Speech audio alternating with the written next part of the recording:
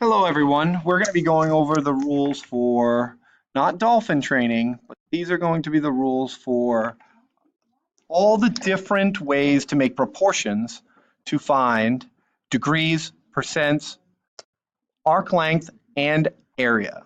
Starting with the steps we have created in class that are going to help us to stay organized. Step 1. Create use totals as denominators to fractions.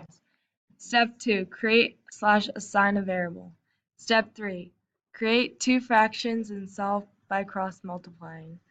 Step 4. Check that when 80 degrees, 5 inches, or Very good. So you're just going to